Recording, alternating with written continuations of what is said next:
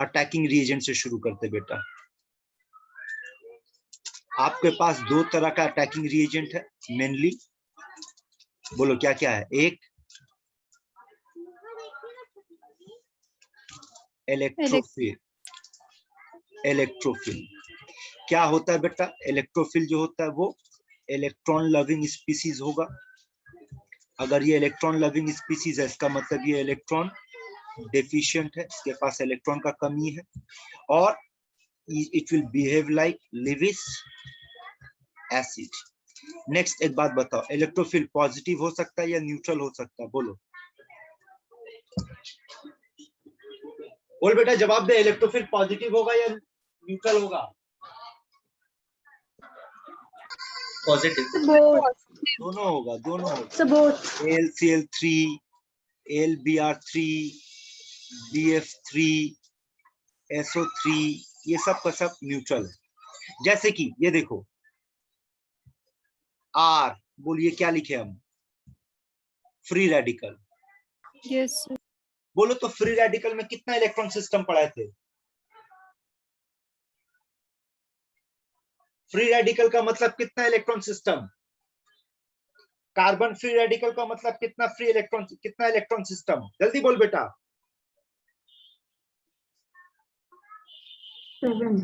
7 है ना? Octet complete हुआ? नहीं सर। तो ऑक्टेट कंप्लीट नहीं हुआ इसका मतलब इसको इलेक्ट्रॉन चाहिए, तो ये भी इलेक्ट्रॉन लविंग स्पीसीज हो गया। जैसे कि बोलो ये कौन सा स्पीसीज लिखा हुआ? बोल ये कौन है? कार्बन। कार्बीन। बोल कार्बीन में कितना इलेक्ट्रॉन सिस्टम? 6 इलेक्ट्रॉन। तो ये भी आपका क्या हो गया बेटा? इलेक्ट्रोफिल। ठीक है, और ये न्यूट्रल में आएगा। पॉजिटिव का भी बात सुन ले, पॉजिटिव इलेक्ट्रोफिल कौन कौन हो सकता है? H+, X+, NO+। बोल R+ का मतलब कौन है? ये कार्बोकटायन। वाह क्या हालत है यार, क्या पढ़ रहे बेटा आप लोग। अभी भी अगर तुम लोग को कार्बन एंड कार्बोकटायन में उलझे हुए, ग्रेट, सही जा रहे हैं आप लोग।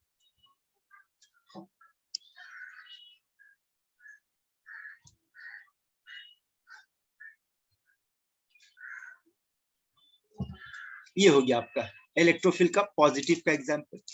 तो इलेक्ट्रोफिल न्यूट्रल भी हो सकता है। अब और दूसरा टर्म पे बात करते हैं, न्यूक्लियोफिल। अब यहाँ कुछ ध्यान से समझना बात को। न्यूक्लियोफिल न्यूक्लियस लविंग स्पीसीज होगा। न्यूक्लियोफिल इलेक्ट्रॉन रिच होगा बेटा, और ये लिविस बेस की तरह काम करेगा। ये भी न्यूट्रल हो सकता है। जितना भी इस तरीके का कंपाउंड मिलेगा बेटा वो न्यूक्लियोफिल के तौर पे बिहेव करेगा। जितना भी इस तरीके का कंपाउंड मिलेगा वो न्यूक्लियोफिल की तरह बिहेव करेगा। जितना भी ऐसा मिलेगा, एक से ज्यादा लोन पेयर अगर सिंगल एटम के पास है तो वो न्यूक्लियोफिलिक बिहेवियर शो करेगा। तो न्यूट्रल होने के लिए हमारा क्या होगा? न्यूक्लियोफिल का एग्जांपल पे बात कर रहे थे बेटा। तो न्यूक्लियोफिल नेगेटिव हो सकता है, जैसे कि H- है बेटा, X- है, NO2- है, CN- है, ये सब। दैट्स ऑल, यहाँ पर इतने ही है। बट अब कुछ कंसेप्चुअल पार्ट पे आ रहे बेटा, वो ध्यान से सुनना। कंसेप्चुअल पार्ट पे आ रहे, बताना, जवाब देना। सबसे पहले ये बताओ, बताना Cl- बोल बेटा, एसिड है या बेस है?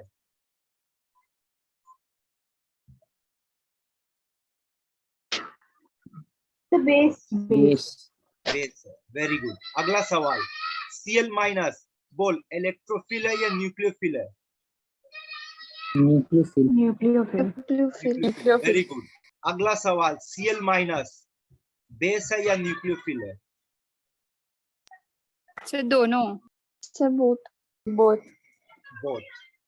अब इसी बोथ को आपको समझना, बोथ तो है, इस बोथ में डिफरेंस कहाँ पे है? कुछ तो फर्क होगा, कुछ तो फर्क होगा।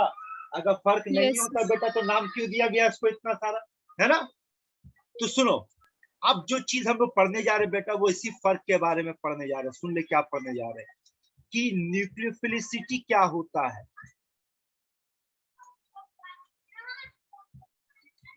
और बेसिसिटी क्या होता है, यानी बेस क्या होता है। न्यूक्लियोफिल और बेस में फर्क समझो। दोनों के लिए बेटा हम लोग सेम सिंबल का इस्तेमाल कर रहे हैं, न्यूक्लियोफिल के लिए भी और बेस के लिए भी सिंबल सेम इस्तेमाल कर रहे हैं, Nu माइनस और Nu माइनस। अब यहां पर देखो Nu माइनस सी प्लस, यहां पर Nu माइनस H प्लस। अब ये देखो न्यूक्लियोफिल का जो बेटा नेगेटिव चार्ज है वो कार्बन का पॉजिटिव पे अटैक किया, ये हाइड्रोजन का पॉजिटिव पे अटैक किया, ये हो गया यहाँ पे प्रोडक्ट और ये हो गया बेटा यहाँ पे प्रोडक्ट। अब दोनों में फर्क को समझो। बोलो यहाँ पर ये कहाँ अटैक किया, कार्बन पे, और ये कहाँ पे अटैक किया बेटा, हाइड्रोजन पे। अगर अटैक हाइड्रोजन पे होगा तो वो बेस है, अटैक अगर कार्बन पे होगा तो वो न्यूक्लियोफिल है। ये बेटा डिफरेंस आपको याद रखना है, न्यूक्लियोफिल और बेस का सबसे बड़ा डिफरेंस। दूसरा डिफरेंस देखो तो ये प्रोसेस कैसा दिख रहा है आपको,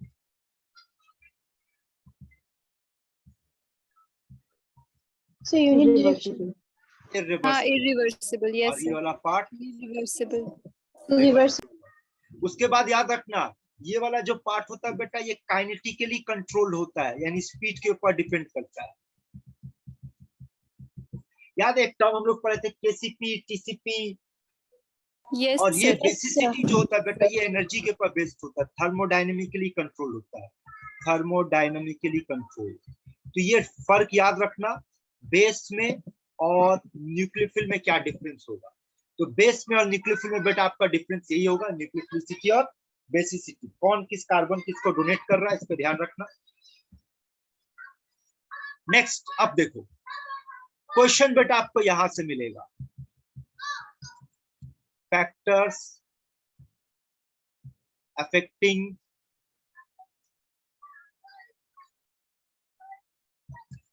न्यूक्लियोफिलिसिटी, फैक्टर्स अफेक्टिंग न्यूक्लियोफिलिसिटी। समझना बेटा इसको, फैक्टर्स अफेक्टिंग। सबसे पहले थोड़ा सा लॉजिक पे बात कर और कुछ मेरे को रिप्लाई दे। क्या आप लोगों को एसिड बेस का कंसेप्ट याद है बेटा? Yes, sir. Yes. तो समझो यहां पर एक न्यूक्लियोफिल का टारगेट क्या होगा, अपना लोन पेयर को डोनेट करना, और बेस का टारगेट क्या होगा, सेम लोन पेयर को डोनेट करना। जो जितना इजीली अपना लोन पेयर को डोनेट करेगा बेटा उसको उतना अच्छा आप इलेक्ट्रोफिल का नाम दोगे, यानी उतनी ही अच्छा आप उसको बेस का नाम दोगे। तो ज्यादातर केसेस में बेटा आपको ऐसा देखने को मिलेगा जो अच्छा बेस होगा वही अच्छा न्यूक्लियोफिल होगा, बट नॉट ऑलवेज, हमेशा ऐसा नहीं होगा, हमेशा ऐसा नहीं होगा। ठीक है चलो देखो, और उससे पहले एक और क्वेश्चन है वो सुन लो, उसके बाद हम लोग फैक्टर्स अफेक्टिंग पे आएंगे। बोल पॉजिटिवली चार्ज स्पीसीज इलेक्ट्रोफिल ना न्यूक्लियोफिल, जल्दी बोल। Electrophil. इलेक्ट्रोफिल है ना। तो अब यहां पर देख NH4 प्लस H3O प्लस, बोल ये इलेक्ट्रोफिल है या न्यूक्लियोफिल है? नहीं है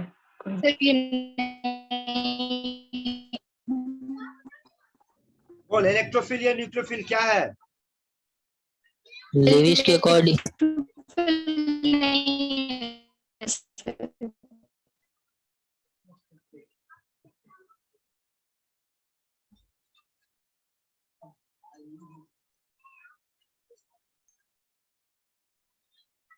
इलेक्ट्रोफिल नहीं है।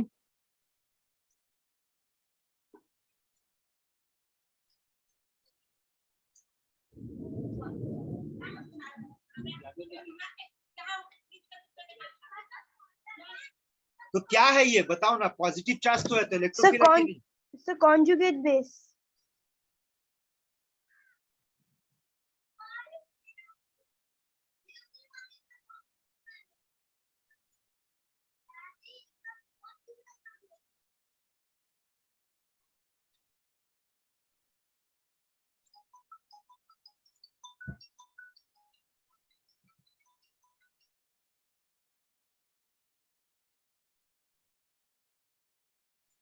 इलेक्ट्रोनेगेटिविटी, समझ बेटा, बोल। जिसका इलेक्ट्रोनेगेटिविटी ज्यादा होगा, मान ले एलिमेंट Z, इसके ऊपर लोन पेयर है, बोल। अगर इलेक्ट्रोनेगेटिविटी ज्यादा होगा तो इलेक्ट्रॉन डोनेट करने का ताकत ज्यादा। जिसका इलेक्ट्रोनेगेटिविटी, अगर मान ले Z का इलेक्ट्रोनेगेटिविटी ज्यादा है तो लोन पेयर डोनेट करने का ताकत कम ज्यादा। कम होगा। हम इसका मतलब कम। Inversely proportional to nucleophilicity. Oh, समझ रहा है बात? yes, और sir. साथ साथ ये नियम याद रखना बेटा, ये रूल तभी इस्तेमाल करना जब आपका न्यूक्लियोफिलिक एटम सेम पीरियड से बिलोंग करेगा। जैसे एग्जांपल के तौर पे देखो, CH3 minus, NH2 minus, OH minus and F minus. अब अगर आप इन चारों को देखोगे तो न्यूक्लियोफिलिक एटम कौन है? कार्बन है, नाइट्रोजन है, ऑक्सीजन है, फ्लोरीन है। तो फ्लोरीन का इलेक्ट्रोनेगेटिविटी यहाँ सबसे ज्यादा है Yes, sir. बेटा। इसका मतलब उसका Yes, डोनेट sir. करने का सबसे कम। कैपेबिलिटी कम होगा। इसका मतलब CH3 माइनस सबसे जबरदस्त न्यूक्लियोफिल होगा। जैसे कि एक और एग्जांपल, HS माइनस और Cl माइनस, बोल तो इन दोनों में अगर बात करेंगे तो कौन अच्छा न्यूक्लियोफिल है? Sir, HS. HS minus। हाँ, ये है। ठीक है, तो अगर सेम ग्रुप से, सेम पीरियड से बिलोंग करेगा बेटा तो ये रूल फॉलो करना इलेक्ट्रोनेगेटिविटी का। सेकंड सुनो, चार्ज। अब याद रखना, चार्ज और न्यूट्रल में charge species are better nucleophile. Example समझ, अगर आपसे कहा जाए OH माइनस और अगर आपसे कहा जाए H2O, तो बोल OH माइनस। अगर आपसे कहा जाए NH2 माइनस और अगर आपसे कहा जाए NH3, तो कौन बेटर होगा? NH2 minus. ये चार्ज का नियम हो गया बेटा। अब तीसरा नियम पे आ जाओ, थर्ड, सॉल्वेंट। अब इसमें दो कंडीशन, अगर आपके पास पोलर प्रोटिक सॉल्वेंट है। पोलर प्रोटिक सॉल्वेंट का मतलब क्या? जो प्रोटॉन डोनेट कर सकता है। Example, water, ammonia, alcohol, carboxylic acid, ऐसा सॉल्वेंट में। और ये याद रखना, सॉल्वेंट का रूल तब इस्तेमाल करना when you are dealing with group, जैसे कि F minus, Cl minus, Br minus, I minus. अब लॉजिक समझना, बोल।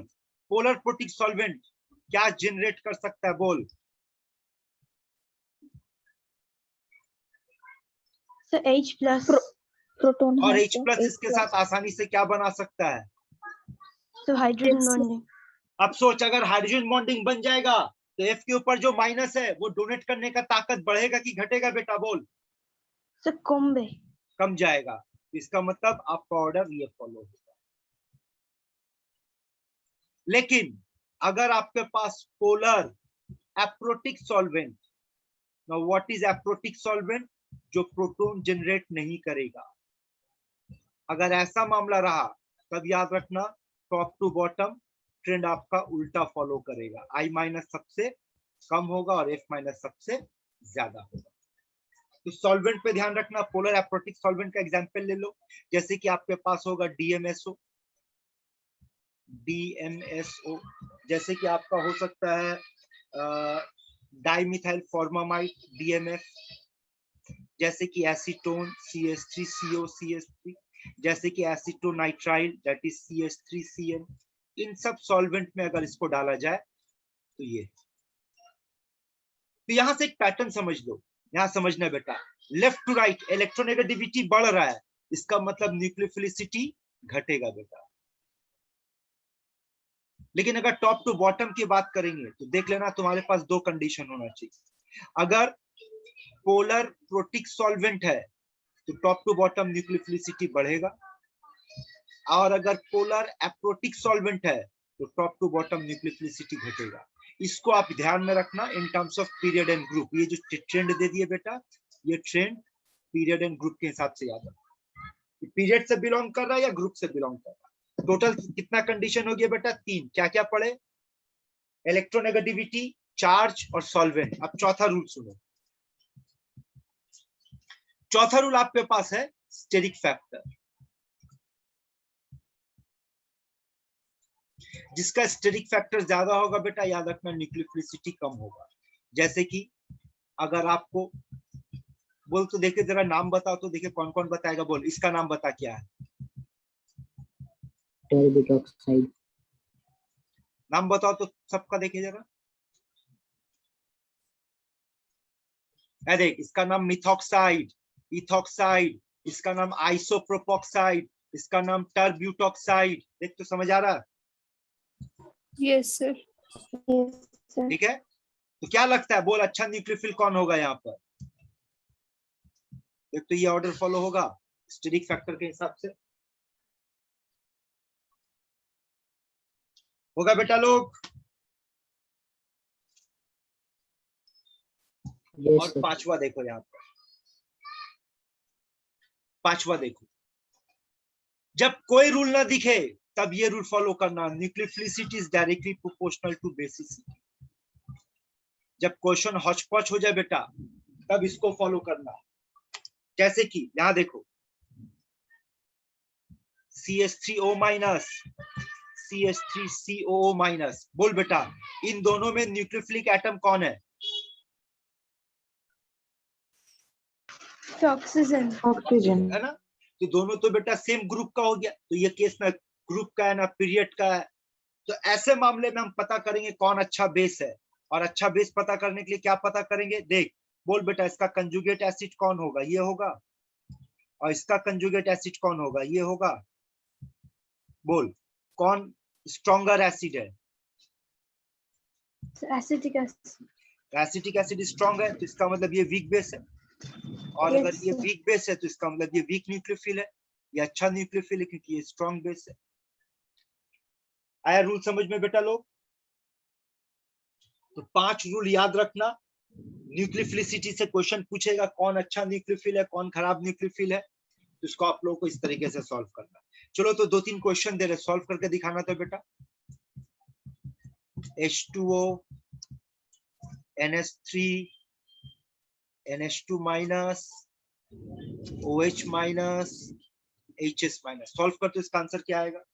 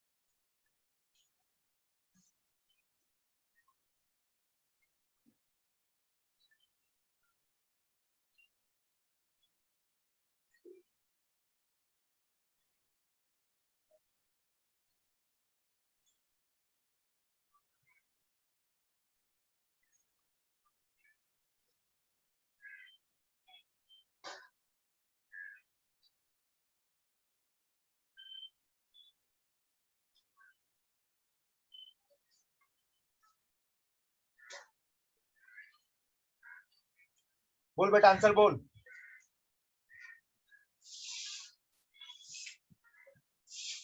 H2O, NH3, OH minus, NH2 minus, HS minus. That's an increasing order here.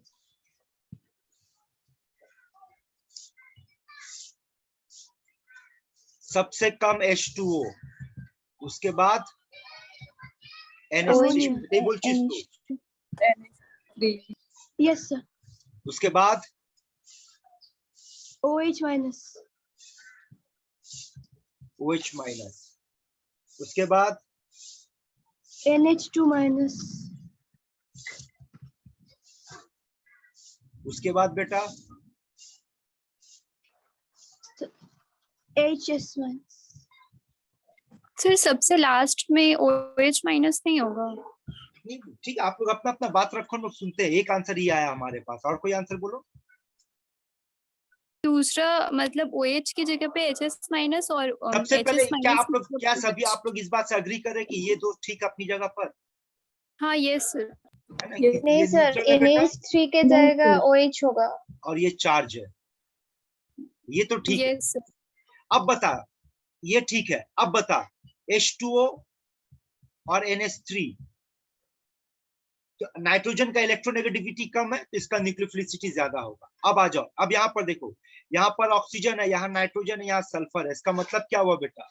इसका मतलब ये हो रहा है कि ये दोनों पीरियड से बिलोंग कर रहा है, जबकि ये दोनों ग्रुप सेम Group से और ग्रुप negativity जब नहीं बोला देखेंगे। और ग्रुप, और जब ग्रुप बेटा बोला गया तो ग्रुप का मतलब आपके पास सॉल्वेंट होना चाहिए, नहीं तो सॉल्वेंट का कोई बात ही नहीं है। Yes, sir. तो अब इस प्रॉब्लम को कैसे सॉल्व करेंगे? तो आंसर सुन ले बेटा, जब ऐसा रहेगा हॉचपॉच रहेगा पूरा, फिर से याद दिला रहे, nucleophilicity is directly proportional to basicity. जो अच्छा बेस है बेटा वही अच्छा न्यूक्लियोफिल होगा। तो चलो ना समझते हैं, बोलो OH माइनस का मतलब H2O, Yes, sir. NH3 NH3. और H2S। बोल इन सब में सबसे अच्छा एसिड कौन है? H2S. H2S। उसके बाद बेटा H2O, Yes, sir. उसके बाद NH3। अगर ये Yes, सबसे sir. अच्छा एसिड है तो इसका मतलब बोल ये सबसे खराब बेस Big होगा। base. Yes, sir. Oh, अच्छा इसका sir. मतलब हमारा ऑर्डर देखिए होना चाहिए H2O, उसके बाद NH3, उसके बाद HS माइनस, उसके बाद HS minus. OH OH minus, उसके minus. बाद Then NH2 minus. Yes, sir. Clear है बेटा लोग? Yes, sir. Yes, sir. Yes sir. अब सुनो नेक्स्ट कंसेप्ट, लिविंग ग्रुप। इसके लिए एक ही स्लोगन आपका काम करेगा, weak base better leaving group, that's all. चलो F minus, Cl minus, Br minus, I minus, सबका लिविंग ग्रुप का ऑर्डर सजा कर दे तो बेटा देखे जरा, CH3 minus, NH2 minus, OH minus and F minus. Number 3 OH minus, H2O। Number 4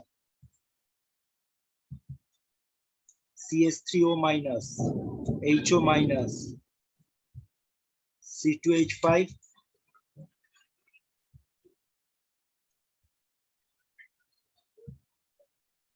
O minus, C6H5O minus. Note करते रहो, कुछ क्वेश्चंस हम तुमको और दे रहे हैं।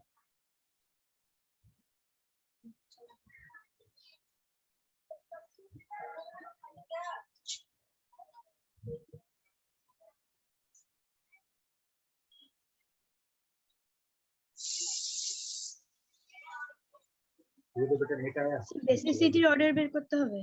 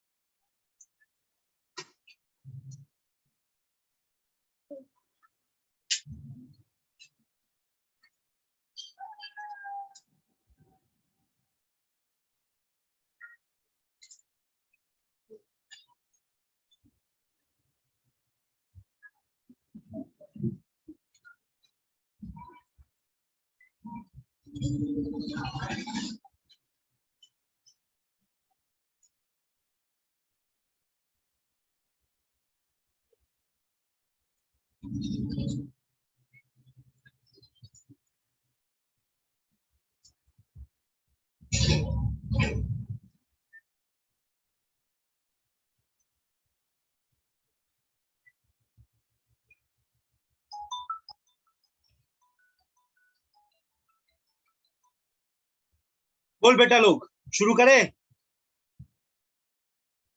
बोलो। F माइनस,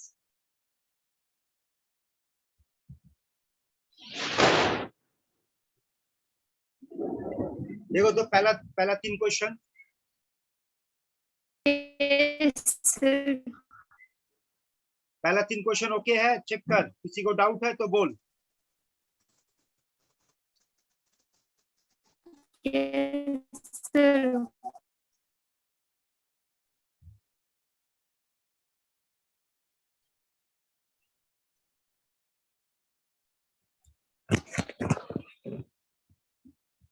तो 4 नंबर का आंसर तुम लोग बोलो बेटा।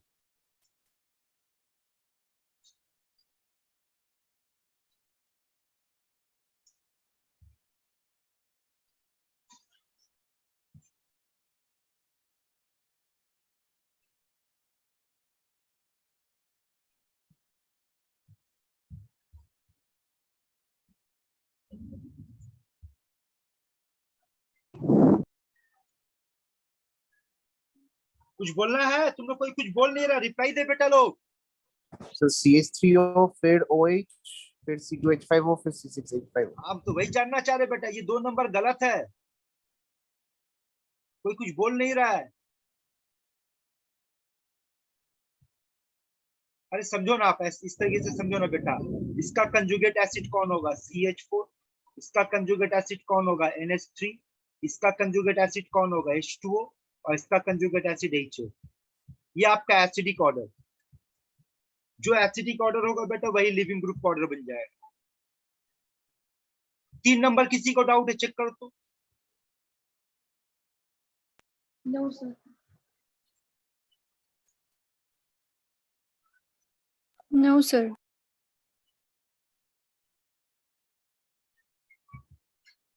अच्छा, 4 नंबर का आंसर बोलो।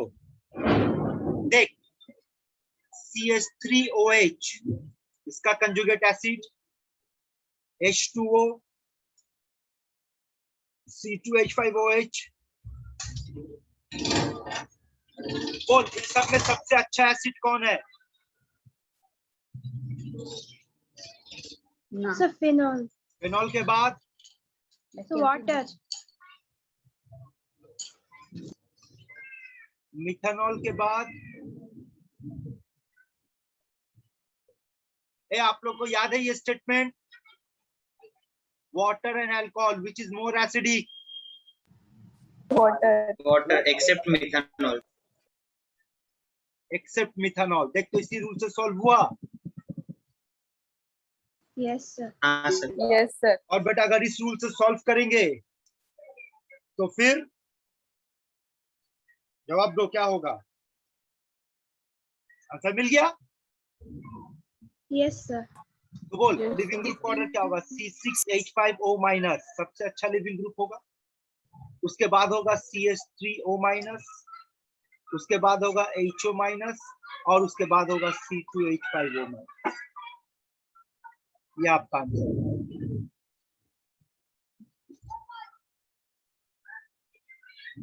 कुछ यहां से एग्जाम्पल याद रखना। Super leaving group, nitrogen,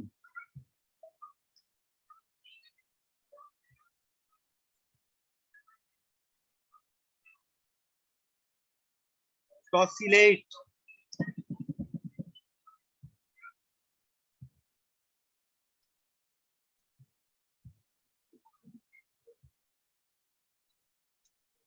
ट्रिफ्लेट,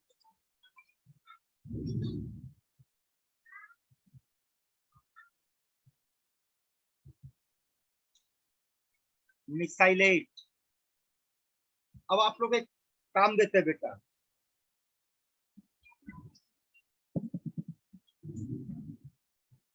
2 number tosylate, 3 number triflate, 4 number mesylate. इन तीनों में लिविंग ग्रुप का ऑर्डर बता तो कौन होगा? 2 3 4, 2 3 4।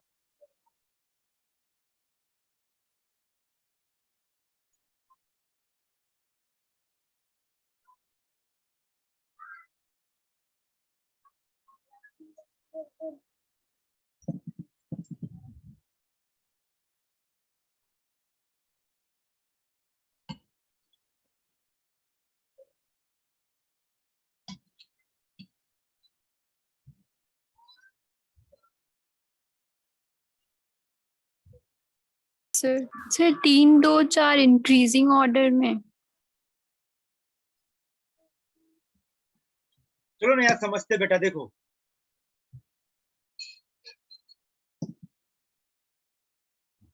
बोल ये कौन सा एसिड है?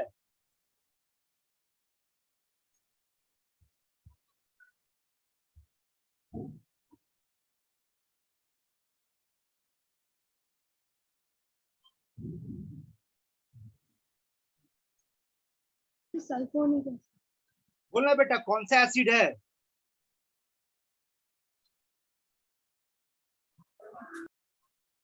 चुप बैठोगे नहीं सिखा पाएंगे बेटा, जवाब दो सल्फोनिक एसिड। जोर से।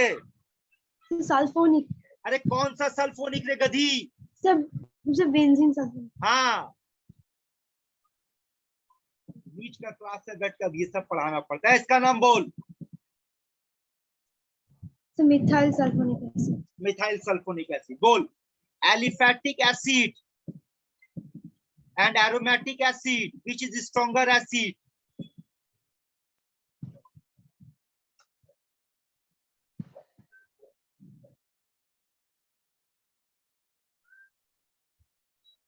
अरे बेटा कुछ तो फंडामेंटल नॉलेज होगा, ज्यादा से ज्यादा गलत बोलोगे यार। चुप बैठ के क्यों टाइम वेस्ट कर रहे, बात तो कर। Sir aliphatic. Aliphatic sir.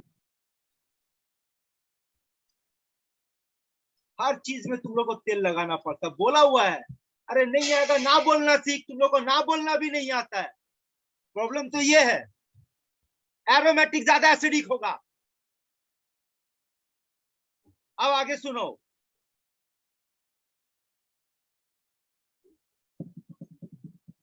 बोलो CH3 और यहाँ पर CF3 है। अब बोल कौन इलेक्ट्रॉन डोनेटिंग, कौन इलेक्ट्रॉन विड्रॉइंग? CH3 donating. ये कैसे? इलेक्ट्रॉन डोनेटिंग हो गया और ये आपका इलेक्ट्रॉन विड्रॉइंग हो गया। ये आप समझ, 1 नंबर 2 नंबर 3 नंबर। बोल 1 2 3 में सबसे कम एसिडिक कौन? 3 3 नंबर है ना, क्योंकि 3 नंबर एलिफैटिक। अब बोल 1 2 में? सर 1।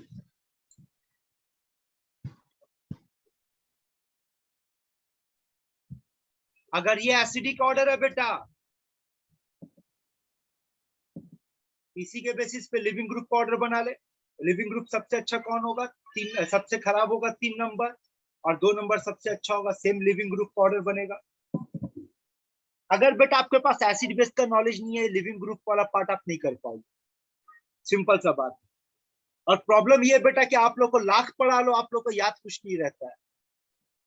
जिस वक्त आप लोगों को आयनिक इक्विलिब्रियम चैप्टर पढ़ा रहे थे तब बोले थे कि बेटा पकड़ के रखना एसिड बेस का नॉलेज, आगे चल के जब इलेक्ट्रोफिल न्यूक्लियोफिल पढ़ेंगे तब जरूरत पड़ेगा। और हम पढ़ाना भूल भी गए थे ये टॉपिक, आप लोग याद दिलाए। तो कम से कम गधी लोग उस टाइम में तो कोशिश करती कि आज सर ये टॉपिक बोल रहे पढ़ाने के लिए, तो अपना रेडी करके क्लास में जाए। तुम लोग बेटा डिसाइड करो, अभी भी यकीन मानो आप लोग का पढ़ाई के एटीट्यूड से लगता है कि आप लोग सिर्फ मजबूरी में बेटा नीट का तैयारी कर रहे हैं। वो जो पागलपन आग जुनून होना चाहिए कि सर हमको मेडिकल चाहिए, हम डॉक्टर के अलावा कुछ सोच नहीं सकते हैं, आप बेटा ये फीलिंग नहीं दिखता तुम लोग के अंदर में। हर क्लास में बोल बोल कर थक गए, नहीं समझ में आ रहा आप लोग को हम कैसे समझाए। एनीवे लाइफ आपका बेटा, आज नहीं तो कल मेरा इस बात को याद करोगे। अगर वाकई तेरे दिल के अंदर ना नीट को लेकर के सीरियसनेस है बेटा, आप लोग के दिल के अंदर अगर वाकई नीट को लेकर के सीरियसनेस है, आप लोग सच में चाहते हो, तो आज नहीं बेटा लेकिन किसी एक दिन आप लोग इस मेरे बात को याद करोगे, यार सर इतना बोलते थे हम लोग समझते नहीं थे बात। और जो सीरियस नहीं बेटा वो छोड़ दो, वो तुम्हारा पूरा लाइफ में इससे कोई फर्क पड़ने वाला नहीं। एक ही चीज हर बार बोल बोल कर क्लास में पढ़ाने के टाइम बोलते बेटा नहीं समझ में आएगा फटाक से ना बोल, भूल गया तो वो बोल दे। एक ही चीज को पूछते रहेंगे 2 बार 3 बार, सब अपने आप को पता नहीं कहाँ का राजा महाराजा रानी समझती है, घर पे आराम से नवाब की तरह। तुम लोग इसी तो बोलते बेटा क्लास में होते तो हड्डी तोड़ते मार के तुम लोगों का। एनीवे लाइफ आप लोगों का है, बर्बाद करना एंजॉय करना, जो करना आप लोग करो बेटा। रास्ता बता दे रहे, दिखा दे रहे, गिरना पड़ना आपका काम। तो सुनो,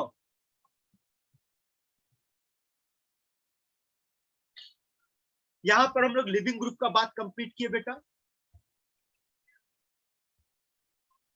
अब और कंटिन्यू करते हैं हम लोग। न्यूक्लियोफिलिक सब्स्टिट्यूशन रिएक्शन होता क्या है यहां पर, ये आपका सबस्ट्रेट है और ये रहा आपका न्यूक्लियोफिल, ये हो गया सब्स्टिट्यूशन, और ये L माइनस जो बाहर निकला ये कौन है बेटा, ये लिविंग ग्रुप है। ये सिंपल वे। अब आओ इसमें हम लोग बात करते हैं, ये 3 तरह का होगा हमारे पास, 3 तरह का, SN1, SN2, SNI। एक एक करके बात करते हैं बेटा हम लोग। SN1 full form unimolecular nucleophilic substitution reaction. Rate law कैसे लिखा जाएगा इसका, रेट लॉ होगा R equals to K concentration of substrate. इस रिएक्शन का ऑर्डर 1,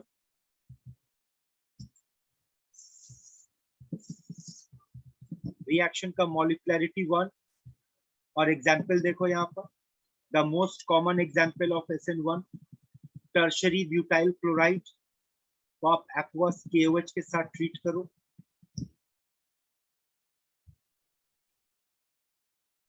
तो आपको जो प्रोडक्ट मिलेगा बेटा वो मिलेगा ऐसा कुछ, OH बाई प्रोडक्ट KCl। अब इस रिएक्शन को ध्यान में रखना और इसका मैकेनिज्म नेक्स्ट पेज में देखो। देखो सबसे पहले क्या हो रहा है बेटा, यहाँ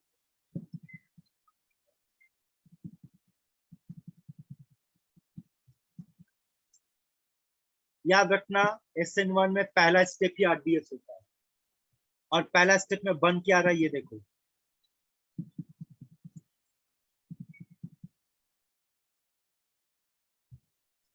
नाउ KOH किस मीडियम में है, एक्वस मीडियम में, तो एक्वस मीडियम में क्या होगा, K प्लस और OH माइनस होगा। होता क्या बेटा यहाँ पर, ये K प्लस इस Cl माइनस के साथ कंबाइन करके KCl बना दिया, और अगले स्टेप में ये जो कार्बोकैटायन बना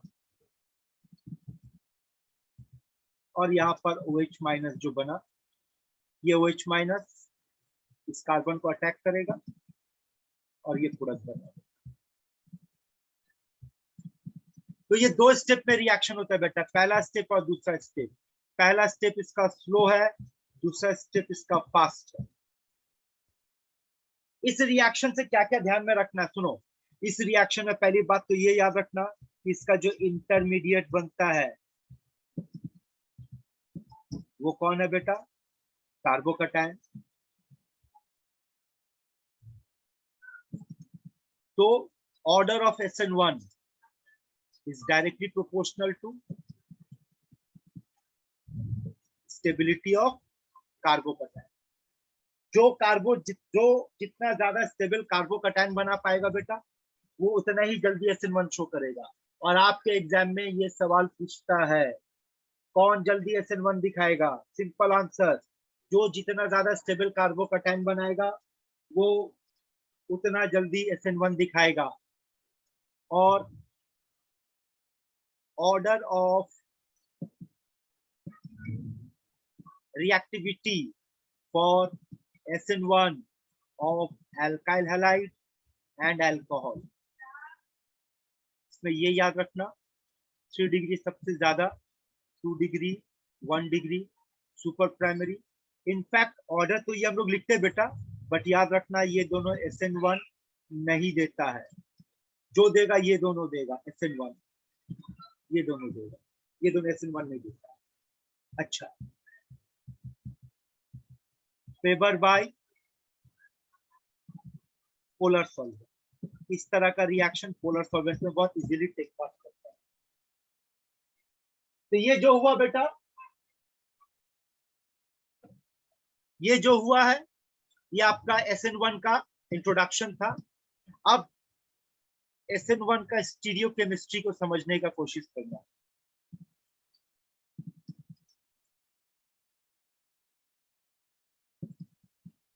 SN1 का स्टीरियो केमिस्ट्री को समझो।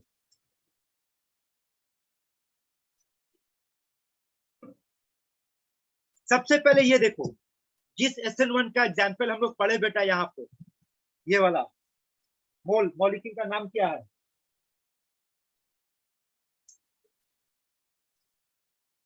Third butyl chloride. butyl alcohol. बोल, टर्ब्यूटाइल क्लोराइड। ऑप्टिकली एक्टिव ना इनएक्टिव? Inactive. Inactive. है ना?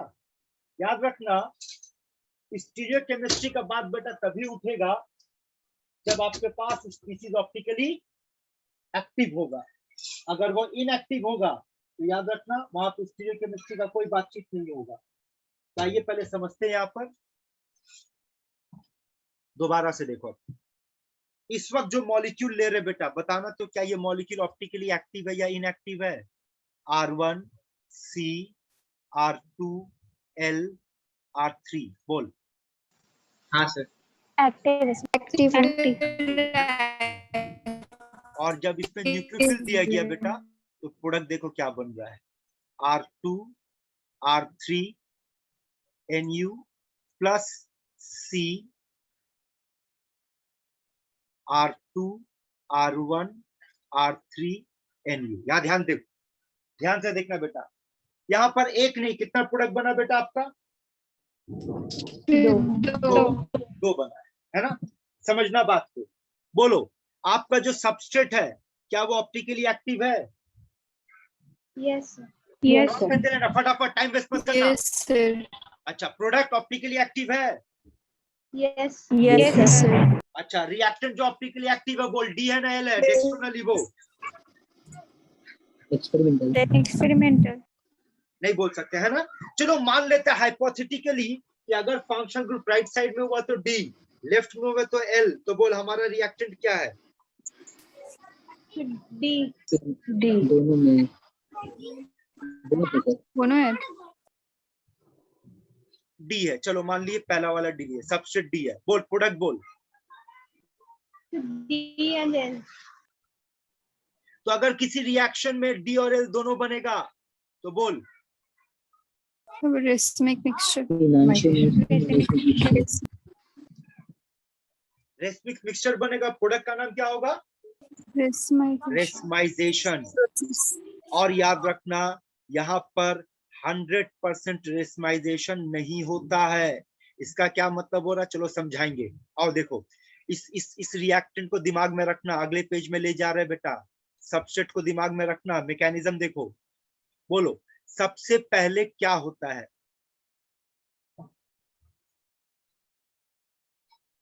फर्स्ट स्टेप में जवाब दे बेटा लोग। Carbocation formation. Carbocation formation. देख तो ऐसा कुछ बनेगा? Yes sir. ठीक है, अब समझना अगले स्टेप में क्या होता है बेटा। अच्छा, कार्बोकैटायन जो यहाँ पर हमारा है, फॉलो करना, फिर से लिख रहे दोबारा।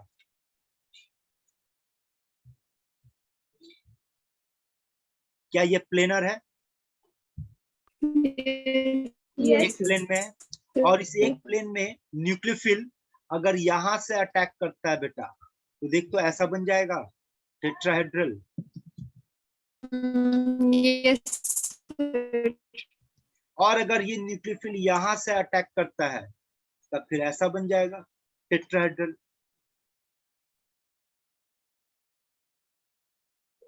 तो दोनों एक दूसरे का क्या है देख तो, Mirror मिरर इमेज बना है ना। इसका मतलब ये दोनों क्या बना है? enantiomer. एनांशियोमर। अब अगर सवाल पूछा जाए कि इस एनांशियोमर में, याद है आप लोग को ऑप्टिकल आइसोमेरिज्म पढ़ाते वक्त एक चीज पढ़े थे, एनांशियोमेरिक एक्सेस या ऑप्टिकल प्यूरिटी, याद है ये बात? Yes, sir. Yes, sir. बोल तो, अगर 100% रेस्माइजेशन है तो जवाब दो बेटा लोग। अगर 100% रेस्माइजेशन है, अगर 100% रेस्माइजेशन हो रहा है तो बोल एनांशियोमेरिक एक्सेस कितना है? 0. इसलिए बोलते बेटा खाली नीट का तैयारी करने से नहीं होता है। देख लो, पढ़ाया हुआ चीज आपको बार बार जरूरत पड़ रहा है। आप लोग अगर अभी भी उसी स्टाइल में पढ़ रहे, अरे सर अभी एग्जाम आने में टाइम है, तो बेटा सही यकीन मानो बहुत टाइम है। तुम लोग 100 साल लगा दो तो भी नहीं निकाल पाओगे। पढ़ाया हुआ चीज कभी भी बहुत रेयर क्लास में देखने को मिलता है बेटा आप लोगों का क्लास में, कि आप लोग फटाफट रिप्लाई दे देता, हाँ सर ये पढ़ाए तुम रेडी हो। बाहर आ बेटा, बाहर आ। या सलाह दे रहे, यकीन मान हम थक गए आप लोग का बैच से, सलाह दे रहे, नहीं संभल रहा छोड़ दो, खुद को धोखा मत दो बेटा। डॉक्टर बनने का सपना देख रहे, किसी का लाइफ से खेलने का सपना देख रहे, छोड़ दे। माँ बाप को बोलते मेरे से नहीं होगा, कुछ और कर ले, मत उठाइए बोझ। और अगर उठाना है तो ढंग से उठाओ यार। हर क्लास में एक ही बात याद है, ये सब चीज याद है, हम कैसे आगे बढ़े। सवाल है बेटा, एक ही चीज को हम कितना पढ़ाए, बार बार बार बार बोल रहे ऑर्गेनिक पढ़ने के लिए बेटा पीछे का जरूरत पड़ता है, पढ़ाओ फिर साला पीछे जाओ। चुप मत बैठो, वहां से कुछ रिप्लाई दो बेटा। Yes, sir. अरे कुछ तो बोलो बेटा आप लोग कि हाँ सर बहुत गंदा फीलिंग हो रहा है, डूब के मरने का मन कर रहा है, तुम लोग इंतजाम करते। सच में बोले बेटा, डूब के मर जाओ तुम लोग। शर्म नहीं आ रहा तुम लोग को? एक ही क्लास में टीचर रोज चिल्लाता है, रोज सुनते हो बेटा। देखो बाहर अच्छा बारिश हो रहा है, कहीं गड्ढा वड्ढा में पानी मिला, डूब के मर जाओ तुम लोग। यहाँ देखो, अगर एनांशियोमर है तो उसमें डी भी मिलेगा, एल भी मिलेगा। अगर हम ये कहते हैं कि मेरे पास 70% डी है और 30% एल है, अब देखे तो कौन बताएगा? बोल, एनांशियोमेरिक एक्सेस का वैल्यू बोल। 10%. बोल Yes, sir, enantiomeric excess Yes. Is it 10% D. कितना परसेंट? 10% D. 10% डी ना?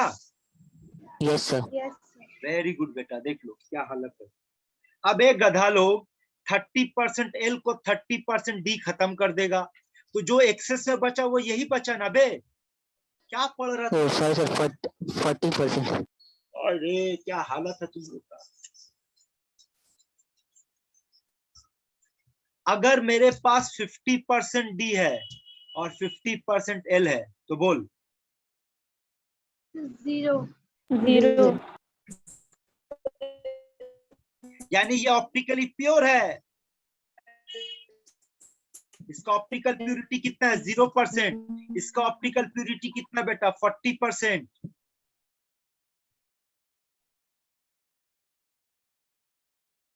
और समझो इतना बकने का मतलब क्या है? Yes, sir. याद है। सर में दर्द पकड़ा लिया यार, तुम सच बता रहे, मूड पूरा कचड़ा है। एनीवे मजबूरी है बेटा, पढ़ा रहे, मजबूरी में तुम लोग अब पढ़ा रहे, क्योंकि तुम लोग दिल से पढ़ाने वाला फीलिंग बेटा खत्म करवा दिए। तैयार होकर आते नहीं हो क्लास में। आओ यहाँ समझो। अबे डेप्थ में ले जाने के लिए ना बेटा कई सारा बेसिक नॉलेज का जरूरत पड़ता है। फायदा क्या, देखो ना फंस तो जाते हैं, थोड़ा सा आगे बढ़ते कि आपको डेप्थ में ले जाएंगे आप लोग। और काफी क्या यहाँ देखो, समझो क्या अपने अंदर क्यों बके है, समझ रहे? 100% रेस्पाइरेशन नहीं होगा यहाँ। इसका क्या मतलब निकल रहा समझना। ये देखो फिर से देखो, जब रिएक्शन हो रहा है तब ये देखो, ये आपका लिविंग ग्रुप है बेटा, यहाँ पे ये R1 है, ये R2 है और ये R3 है। लिविंग ग्रुप क्या किया? अपना लोन पेयर लेकर के निकल गया। अब समझना, जैसे ही निकला ये तीनों का तीनों ऊपर की तरफ भागेगा और ऊपर की तरफ जाकर के अपने आप को प्लेनर स्ट्रक्चर में कन्वर्ट कर लेगा, प्लेनर स्ट्रक्चर में कन्वर्ट कर लेगा। और लिविंग ग्रुप यहाँ बैठा हुआ होगा, उसी के पास होगा, छोड़ दिया लेकिन दूर नहीं जाता। अब लॉजिक यूज करो, बोलो Nu माइनस न्यूक्लियोफिल आया, बोल कहां से अटैक कर सकता है? इधर से भी कर सकता है, नीचे से नीचे दोनों तरफ से अटैक कर सकता है बेटा। दोनों तरफ। Yes, sir. अब अगला सवाल का जवाब दो, किस तरफ से अटैक बेटर होगा with respect to leaving group? Sir नीचे से। नीचे से तो यहां से अटैक बेटर होगा।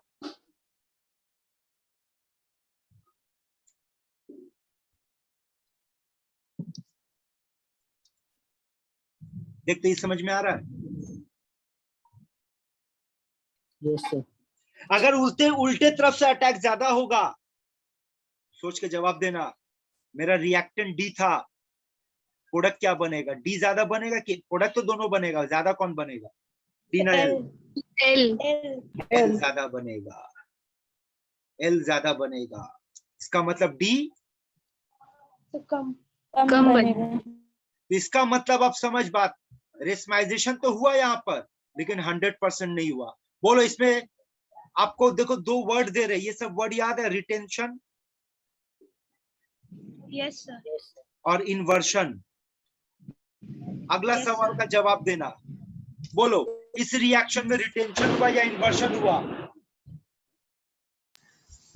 इस रिएक्शन में रिटेंशन हुआ या इन्वर्शन हुआ? Both Inversion. अबे दोनों हुआ बे जाहिल, काहे के लिए पढ़ के नहीं आता बे तुम लोग क्लास में? डी से डी मिला, यस बोथ रिटेंशन हुआ। डी से एल मिला, इन्वर्शन हुआ। बोल ज्यादा कौन हुआ? Inversion. ये सब एग्जाम में आएगा क्वेश्चन कि SN1 में क्या होगा, रेशमाइजेशन होगा, रिटेंशन होगा या इन्वर्शन होगा? आंसर होगा तीनों होगा। क्या 100% रेशमाइजेशन होगा? नहीं। नो 100% रेशमाइजेशन कब होता?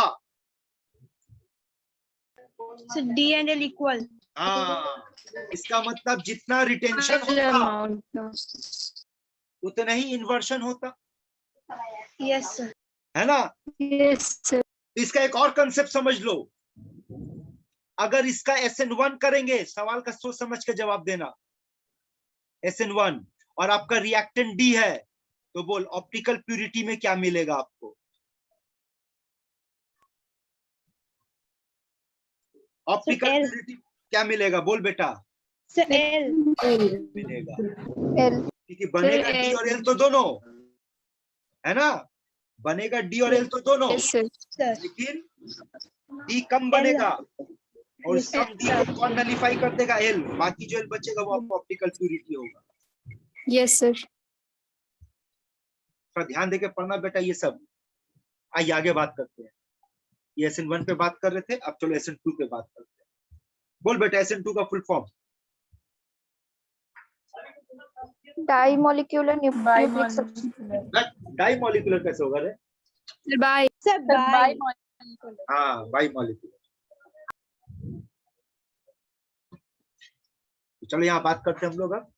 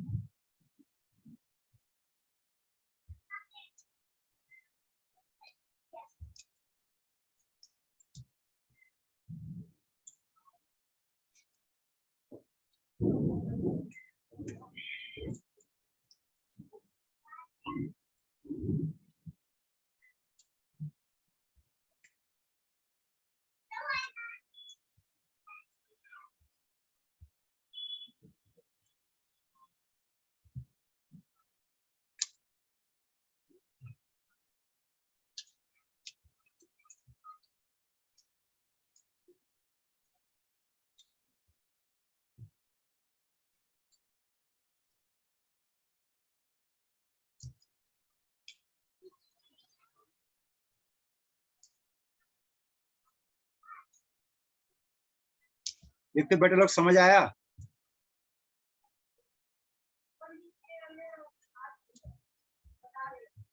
Yes, sir.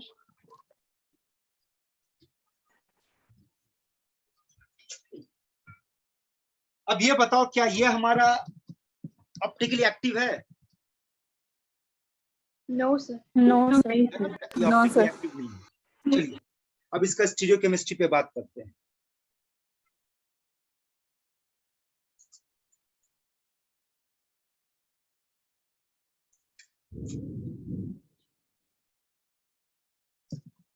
आओ इस एग्जाम्पल को लो।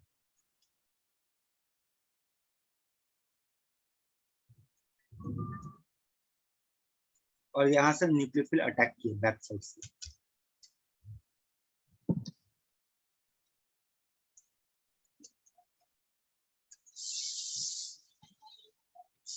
और इसका नाम क्या है? Transition state. बोल, बैक साइड से अटैक करने के बाद उल्टे तरफ आ गया फंक्शनल ग्रुप। Yes, sir. तो यहाँ पर क्या हुआ बेटा? Inversion. Inversion. 100%. और यहाँ पूरा पूरी इन्वर्शन होगा।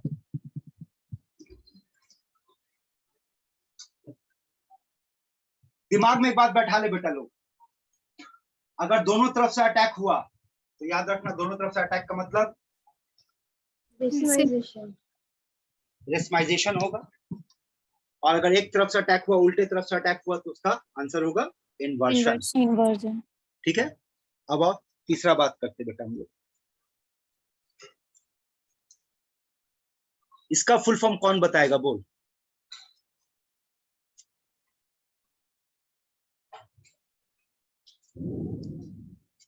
सर नहीं पता।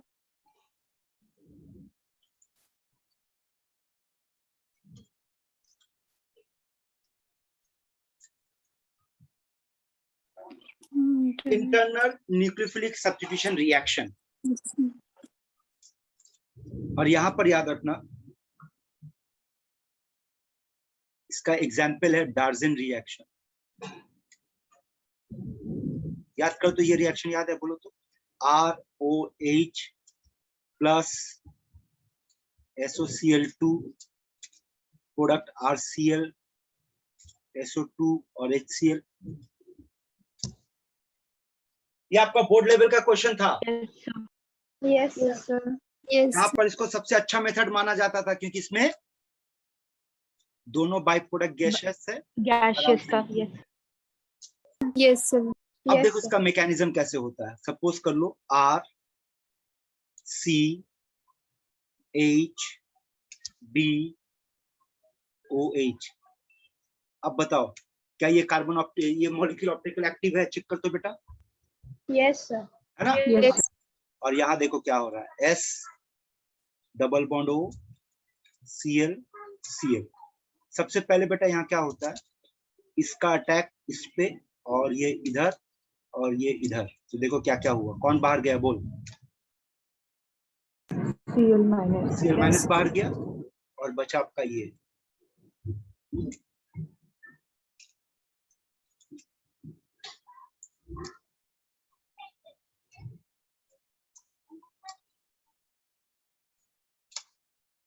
ये देखो,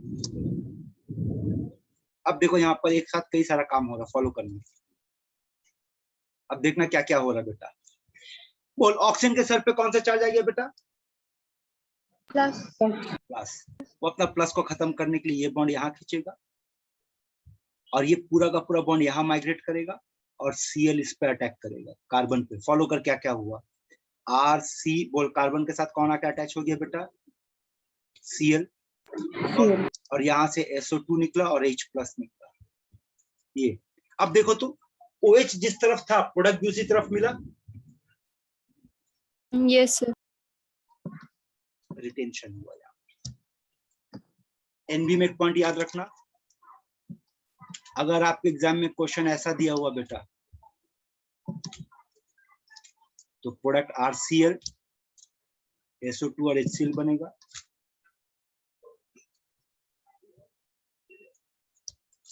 और अगर पिरिडीन लिख दिया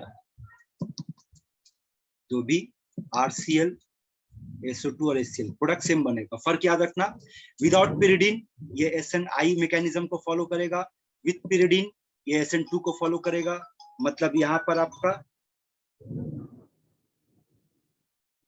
क्या होगा, बोल बेटा। Retention. यहाँ पर आपका Retention. Inversion. Inversion. ठीक है। Yes, sir. Yes, sir. Hello,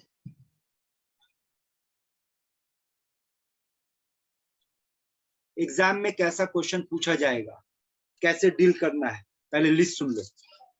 nucleophilic, समझना बेटा, न्यूक्लियोफिलिक सब्स्टिट्यूशन रिएक्शन में आपका रिएक्शन क्या क्या सुनो। अगर एल्काइल हैलाइड के साथ आप एक्वस KOH देते हो, एल्काइल हैलाइड के साथ अगर आप पोटेशियम साइनाइड देते हो, सिल्वर AgC है ना, सिल्वर साइनाइड देते हो, KNO2 देते हो, AgNO2 देते हो, AgOH देते हो,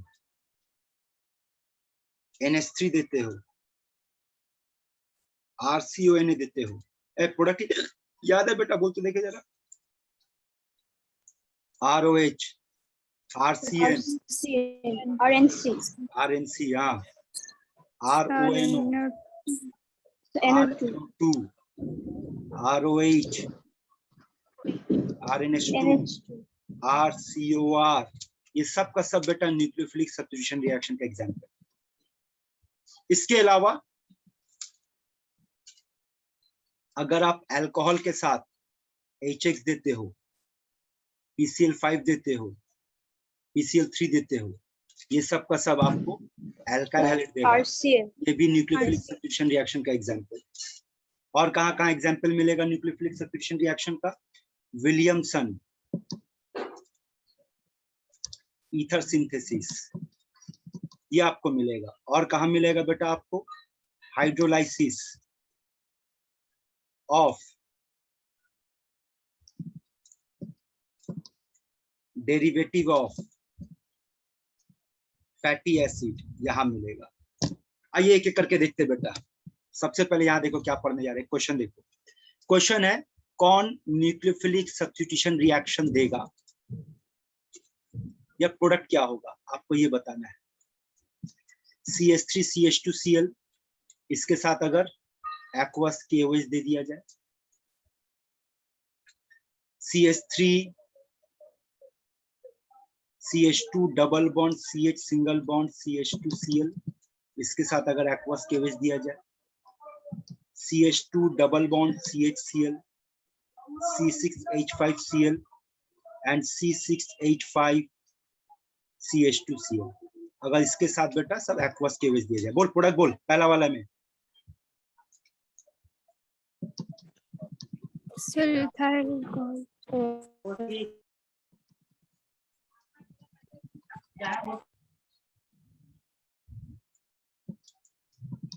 चेक करो आंसर।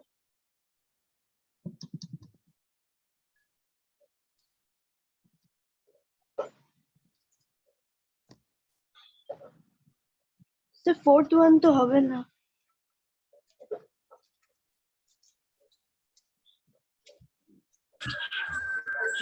Sir, hydride shift नहीं होगा। नहीं, समझो बेटा, पहले कौन न्यूक्लियोफिलिक सब्स्टिट्यूशन रिएक्शन नहीं देगा, पहले ये दो को पकड़ो बेटा, ये नहीं देता है। और समझो, एक स्टेटमेंट याद करो, पहले रट जाओ। एराइल हैलाइड और विनाइल हैलाइड, पहली स्टेटमेंट याद कर लो। न्यूक्लियोफिलिक सब्स्टिट्यूशन रिएक्शन नहीं देगा। नहीं देने का रीजन सुन लो।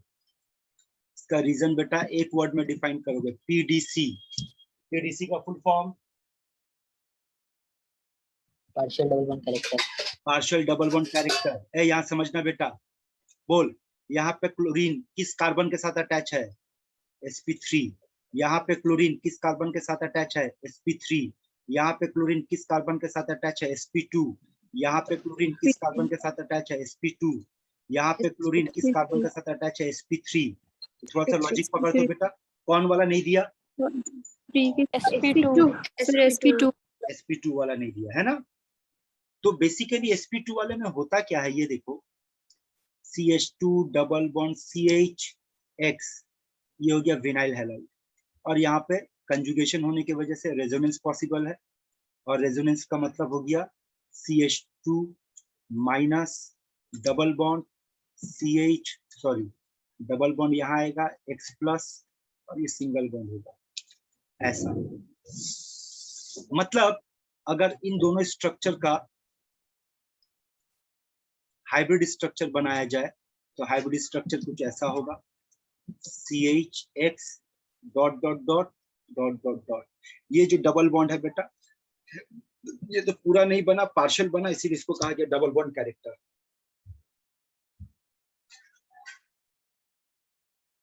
Okay sir. सेम एक्सप्लेनेशन आप यहाँ पे दे सकते हैं बेटा। देखो अगर एराइल हैलाइड आप लेते हो तो यहाँ पे भी हैलोजन का जो लोन पेयर है बेटा वो कंजुगेशन में है, वो भी रेजोनेंस शो करेगा, और रेजोनेंस करते करते करते इसका डायरेक्ट हाइब्रिड बना करके दिखा रहे हैं। इसका हाइब्रिड स्ट्रक्चर बेटा कुछ ऐसा होगा। तो ये वाला भी आपका पार्शियल डबल बॉन्ड। यस तो एराइल हैलाइड विनाइल हैलाइड का नहीं देने का रीजन याद रखना क्या है, पार्शियल डबल बॉन्ड कैरेक्टर, इस वजह से ये नहीं देता है। साथ में और क्या याद रखना वो सुनो। देखो यहाँ से ऐसा क्वेश्चन मिलेगा कि विनाइल क्लोराइड और एलाइल क्लोराइड में आप कैसे डिफरेंशिएट करोगे। तो आप बताओगे विनाइल क्लोराइड में अगर AgNO3 देंगे और एलाइल क्लोराइड में अगर AgNO3 देंगे तो यहाँ पर AgCl का प्रेसिपिटेट मिलेगा, यहाँ पर नहीं मिलेगा। क्योंकि सिंपल सा लॉजिक समझ बेटा, जो कार्बन sp2 के साथ अटैच है क्लोरीन, वो बाहर नहीं निकल पाएगा, ये निकल जाएगा। जैसे सेम क्वेश्चन पूछेगा कि फिनाइल क्लोराइड और बेंजाइल क्लोराइड में कैसे फर्क पता करेंगे। तो आपका जवाब होगा इसी तरीके से, बोलो फिनाइल क्लोराइड का क्लोरीन बाहर निकलेगा, बोल बेटा। No, sir. तो इसमें AgNO3 देने पे आपको कुछ नहीं मिलेगा। बेंजाइल क्लोराइड का क्लोरीन बाहर निकलेगा, Yes. तो इसमें AgNO3 देने पर आपको व्हाइट प्रेसिपिटेट मिलेगा। और भी क्वेश्चन बनाया जा सकते हैं, जैसे कि यहां से देखो ऐसा क्वेश्चन आपसे पूछा जा सकता है,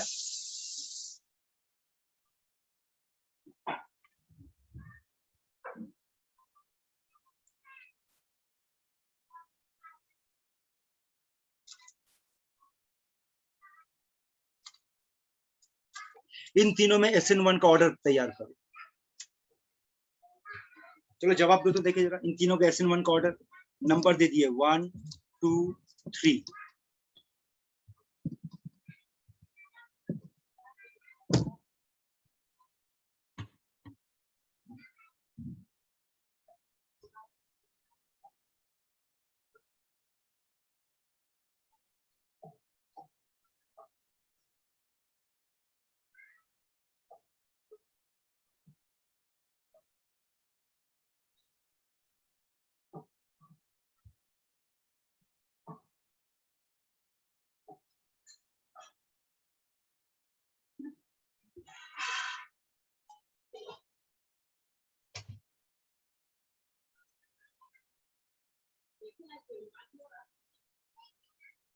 जवाब दो। सर सब में तो sp3 के साथ जुड़ा हुआ है। SN1 का इंटरमीडिएट कौन है बेटा? So decreasing. कार्बन का Carbocation. कार्बोकैटायन। थोड़ी देर पहले क्या सिखाए थे आप लोगों को, वापस आओ यहाँ देखो। थोड़ी देर पहले आप लोगों को सिखाए थे कि अगर SN1 होगा तो उसमें ये फॉलो करना। ये देखो कौन जल्दी SN1 देगा? Stability of carbon. Three D. अच्छा उसी तरीके से यहाँ पे मिस कर गए बेटा, यहाँ लिख दे रहे हैं SN2 में याद रखना कौन जल्दी देगा, तो उल्टा ऑर्डर होगा, सुपर प्राइमरी सबसे जल्दी, प्राइमरी, सेकेंडरी, टर्शरी। इसमें ये याद रखना कि यहाँ पर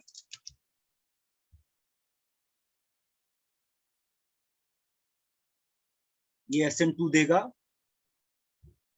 ये SN2 नहीं देगा।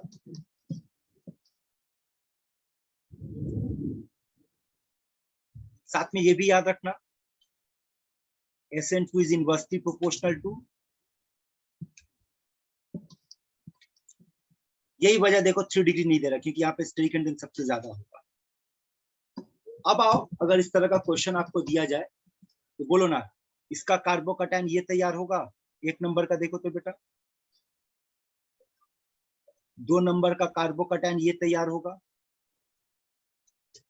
और 3 नंबर का कार्बोकैटायन ये तैयार होगा। बोल 1 2 3 कार्बोकैटायन कौन सबसे ज्यादा स्टेबल? So 1. सबसे ज्यादा स्टेबल 2, 3, 1 सबसे कम स्टेबल। 1 एंटी एरोमेटिक है, सर एंटी देख लो, यही इसीलिए बोल रहे ना बेटा, क्या पढ़ाया आप लोग को बताओ, पढ़ाया हुआ चीज ठीक टाइम पे जब आप लोग का नहीं निकलता है तो गुस्सा चढ़ता है। 2 नंबर एलाइलिक है, इसलिए 2 नंबर सबसे ज्यादा होगा, उसके बाद 3 नंबर 2 डिग्री और एंटी एरोमेटिक सबसे कम।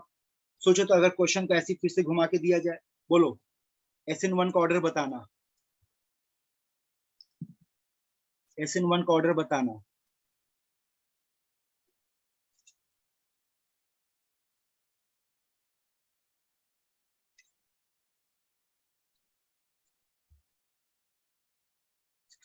एक, दो, तीन, बोल।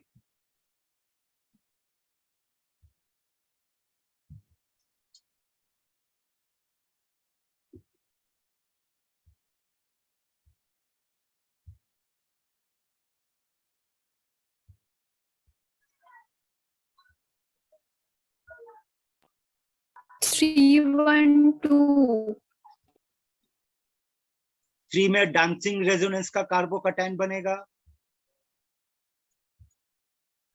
2 में 2 डिग्री कार्बोकैटायन बनेगा, और 1 में एरोमेटिक, ये 2 डिग्री, और यहाँ डांसिंग रेजोनेंस। बोल सबसे ज्यादा, तो ये आंसर आएगा 312। Yes, sir. सर अगला क्वेश्चन,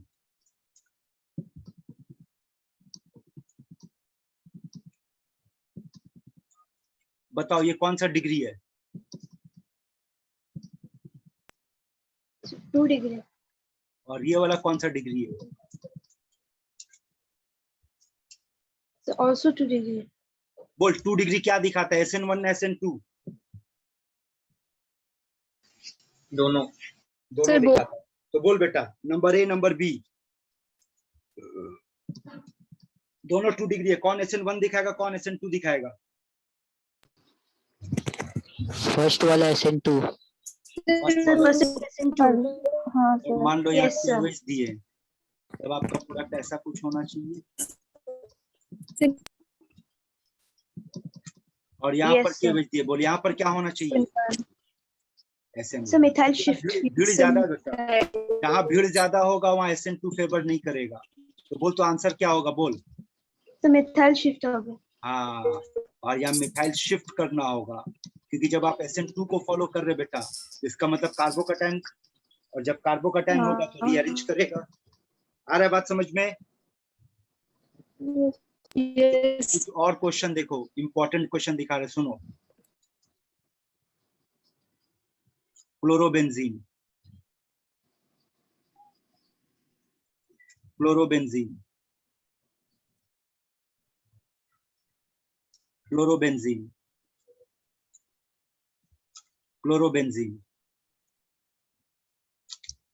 ये सब का सब क्लोरोबेंजीन। आपसे कहा गया इसको एक्वस KOH के साथ ट्रीट करो, सभी को। कंडीशन देखना क्या क्या दिया जाएगा, फॉलो कर। पहला वाला में बस यही कंडीशन है, दूसरे वाले में 360 डिग्री सेंटीग्रेड टेम्परेचर दिया गया, तीसरे में यहाँ पर एक NO2 रखा गया 160 डिग्री सेंटीग्रेड, नेक्स्ट वाले में यहाँ पर एक NO2 और यहाँ पर एक NO2 100 डिग्री सेंटीग्रेड, यहाँ पर NO2, यहाँ पर NO2, यहाँ पर NO2। वार्म। बोलो प्रोडक्ट पहला वाला में से হবে না। হবে না नहीं दूसरे वाले में 360 डिग्री जब टेम्परेचर दिया गया तब प्रोडक्ट बना। Yes. तीसरे वाले में yes, ऑर्थो sir. पोजीशन पे एक क्या नाम इलेक्ट्रॉन विड्रॉइंग ग्रुप रख दिया गया तो रिएक्शन और कम टेम्परेचर में होने लगा बेटा। जब 2 NO2 रखा तो टेम्परेचर देखो और कम हो गया। इससे Yes, क्या sir. पता चल रहा है कि जैसे जैसे ऑर्थो पोजीशन पे और पैरा पोजीशन पे आप इलेक्ट्रॉन विड्रॉइंग ग्रुप रखते जाते हो, न्यूक्लियोफिलिक सब्स्टिट्यूशन रिएक्शन इजीली होता Faster. चला जा रहा है ना। Yes. तो यहाँ से एक स्टेटमेंट Yes, याद रखना है। sir. क्या स्टेटमेंट याद रखना है? वो ये कि eight normal condition aryl halide does not show NSR, but at high temperature or presence of strong electron withdrawing group like NO2 at ortho and para position makes NSR easier। बोलो statement समझ में आया? समझ में आया बेटा क्या बोलना चाहे? नॉर्मल कंडीशन पे Yes, sir. रिएक्शन नहीं होगा, लेकिन ड्रास्टिक कंडीशन जैसे कि हाई टेम्परेचर हुआ या फिर presence of electron withdrawing group ortho या पैरा पोजीशन पे अगर हुआ तो इस तरह का रिएक्शन पॉसिबल है।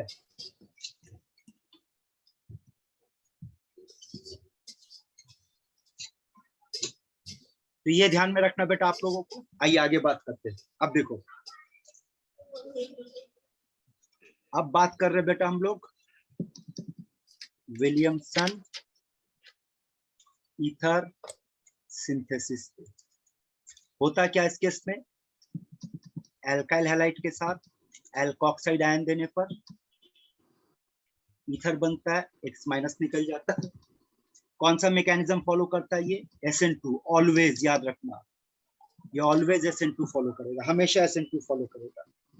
अब SN2 में होता क्या? यहाँ देखो, ये रहा आपके पास RX, R delta plus, X delta minus, और ये रहा RO माइनस, माइनस का अटैक प्लस पे, ये लिविंग ग्रुप यहाँ से निकल गया, और ये बेटा आपका ROR और X माइनस SN2 को फॉलो करता है। अब यहाँ से आपके एग्जाम में किस तरह का क्वेश्चन मिलेगा वो देखो। क्वेश्चन होगा, अच्छा साथ में उससे पहले एक और बात आपको बता दें तो आपको आंसर देना इजी हो जाएगा। यहाँ देखो, super primary and primary alkyl halide must be used, क्योंकि बेटा ये कौन सा मैकेनिज्म को फॉलो कर रहा है? SN2। अगर आप 2 डिग्री अल्काइल हैलाइड या 3 डिग्री अल्काइल हैलाइड लेते हो तो आपका एल्कीन मेजर प्रोडक्ट बनेगा। एल्कीन यहाँ पर मेजर प्रोडक्ट हो जाएगा, और वहां पे सब्स्टिट्यूशन रिएक्शन नहीं बल्कि एलिमिनेशन रिएक्शन होगा। और अगर आप एराइल हैलाइड लेते हो या विनाइल हैलाइड लेते हो, इन दोनों ही कंडीशन पे रिएक्शन नहीं होगा, क्योंकि थोड़ी देर पहले बेटा आपको ये चीज बोल चुके थे कि nucleophilic substitution reaction aryl halide और विनाइल हैलाइड नहीं दिखाएगा। अब देख बेटा कैसा कैसा क्वेश्चन बनेगा। यहाँ से आपसे कहा जाएगा A प्लस B मिलकर प्रोडक्ट ये दिया, CH3C, CH3, CH3O, CH3। Option है A क्या क्वेश्चन होगा, A क्या होगा, B क्या होगा? ऑप्शन सुन, A पॉसिबल ये हो सकता है CH3, CH3O, Na, और B हो सकता है CH3Br। सेकंड ऑप्शन A हो सकता है CH3C, CH3 CH3Br और B हो सकता है बेटा आपका CH3ONA। थर्ड ऑप्शन दोनों पॉसिबल है, लास्ट ऑप्शन कोई भी पॉसिबल नहीं। आंसर बोल बेटा। Sir, option A. Sir, option C. ए समझ बेटा, बोलो प्रोडक्ट क्या बन रहा है, ईथर बनाना। Yes, sir. और ऑप्शन से देखकर समझ में आ रहा है ये विलियमसन। तो विलियमसन का उसमें अल्काइल हैलाइड कैसा होना चाहिए? So 1 degree. 1 डिग्री होना चाहिए। यहाँ देखते हो बेटा ये अल्काइल हैलाइड कैसा है? So 3 degree. ये नहीं होगा Sir, possible। 3 degree. ये अल्काइल हैलाइड जी, sir. कैसा है? आया बात समझ में? सिमिलर क्वेश्चन दे रहे, फिर से ट्राई करो तो। A प्लस बी क्या होगा?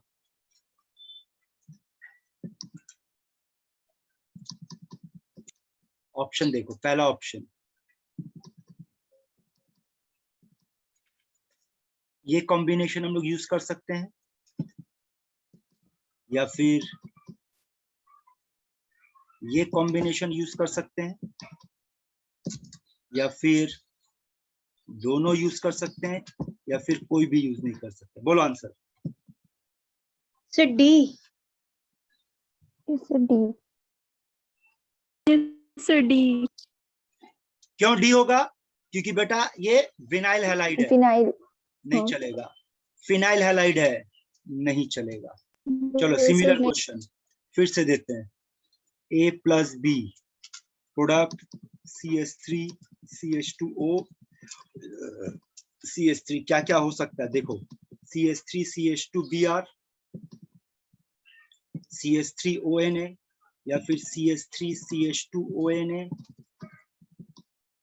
CH3Br both none. बोल बेटा answer. Sir, So both. C. So C. C. आया बात समझ में? Yes, sir. Yes, sir. Yes, sir. अब देखो नेक्स्ट, 10 ऐसा ईथर जो नहीं बनाया जा सकता है विलियमसन मेथड से। देख लो क्या क्या है। 1 2 3 4 5 6 7 8 9 10। देखते हो बेटा, सोच तो, ऐसा ईथर दोनों तरफ 3 डिग्री, तो विलियमसन मेथड से इसको नहीं बना सकते। सोचिए लॉजिक यूज करना। हम लोग 3 डिग्री अल्काइल हैलाइड नहीं इस्तेमाल कर सकते हैं, 2 डिग्री अल्काइल हैलाइड नहीं इस्तेमाल कर सकते हैं, एराइल हैलाइड इस्तेमाल नहीं कर सकते, और विनाइल हैलाइड, यही चाह रहे हैं ना बेटा? Yes, sir. तो देखो तो, एक तरफ ऐसे कर दो, एक तरफ एराइल कर दो, और एक तरफ विनाइल कर दो, ये नहीं बन सकता है। या फिर दोनों तरफ 2 डिग्री कर दो, या एक तरफ 2 डिग्री एक तरफ एराइल, या एक तरफ 2 डिग्री एक तरफ विनाइल, ये नहीं हो सकता है। या फिर दोनों तरफ एराइल कर दो, या दोनों तरफ विनाइल कर दो, या एक तरफ एराइल और एक तरफ विनाइल। ये 10 ऐसा ईथर होगा बेटा जो विलियमसन के मेथड से नहीं बनाया जा सकता है। क्लियर है मैटर? Yes, sir. अब आओ नेक्स्ट।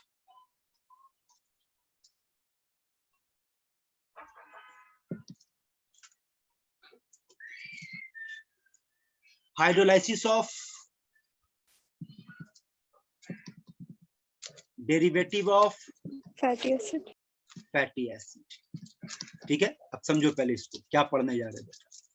बोलो कौन है ये, एक एक करके बताना कौन है। So ester. ईस्टर, ये कौन है बेटा? acid halide, Acid halide. It's amide. सबसे आखिरी में acid anhydride, एसिड का ये 4 डेरिवेटिव है बेटा। अब समझो लॉजिक देखो क्या है। यहां से डालो HO, यहां से डालो H, प्रोडक्ट बोल। So acid plus alcohol. Same logic यहाँ पे अप्लाई करो, यहाँ पर HO, यहाँ पर H। सेम लॉजिक यहाँ पे यूज करो, बोलो। Acid plus ammonia. और सेम लॉजिक यहाँ पे यूज करो।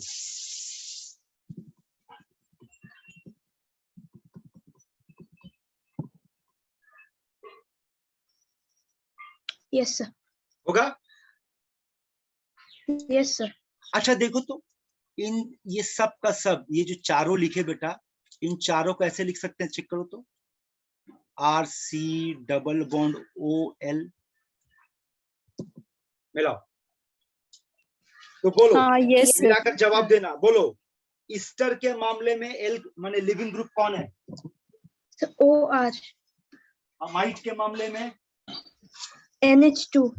हैलाइड के मामले में, एक हैलाइड है ना, और एसिड Yes, sir. एनहाइड्राइड के मामले में RCOO minus. हाँ, या फिर बोल सकते हैं OCOR। Yes, sir. OCO. और हर बार में मेरा न्यूक्लियोफिल कौन है बेटा? OH minus. Yes, sir. यही है ना न्यूक्लियोफिल।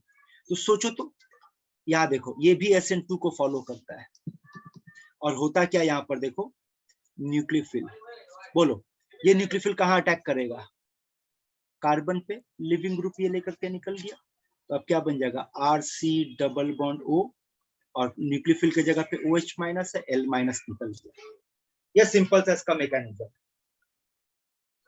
आपके एग्जाम में क्या पूछेगा सुन लो, इतना कुछ नहीं, सिंपल सा बात पूछेगा, ऑर्डर ऑफ हाइड्रोलाइसिस। ये पूछता है कि चार में से कौन जल्दी हाइड्रोलाइज करेगा। चलो समझते हैं। ईस्टर में मेरा लिविंग ग्रुप कौन था? RO माइनस, हैलाइड में X माइनस, अमाइड में NH2 माइनस, और एक था RCO माइनस। ये मेरा 4 लिविंग ग्रुप है। कौन जल्दी हाइड्रोलाइसिस करेगा? सिंपल सा आंसर है, directly proportional to So basicity. Ability of leaving group. Oh, yes, sir. Leaving group का खेला चल रहा ना but ability of leaving group, जितना अच्छा Yes, sir. लिविंग ग्रुप होगा। तो चलो डिसाइड करते हैं। इसका कंजुगेट एसिड ROH, इसका कंजुगेट एसिड HX, इसका कंजुगेट एसिड NH3, और इसका कंजुगेट एसिड RCOH। अब अगर इसका एसिडिक ऑर्डर निकालेंगे बेटा, तो सबसे स्ट्रॉन्ग एसिड होगा HX, उसके बाद होगा RCOH, उसके बाद होगा बेटा ROH, और उसके बाद होगा NH3। तो इसका मतलब लिविंग ग्रुप का ऑर्डर यहीं से निकाल लेते हैं। X माइनस सबसे अच्छा leaving group, RCO minus, then RO minus, and then NH2 minus. इसका मतलब हाइड्रोलाइसिस का ऑर्डर अब हम लोग बना लेते हैं बेटा। तो सबसे जल्दी हाइड्रोलाइसिस कौन करेगा? RCOX, फिर करेगा एसिड का एनहाइड्राइड, फिर करेगा ईस्टर, और सबसे स्लोली जो हाइड्रोलाइज करेगा वो होगा एसिड अमाइड। देखो बात समझ में आ रहा है? चेक करो।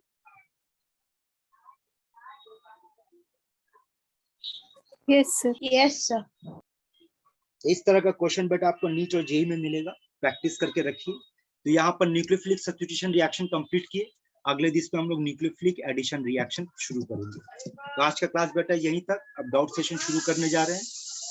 तो आप में से जिन लोगों का डाउट्स है रेडी कर लो।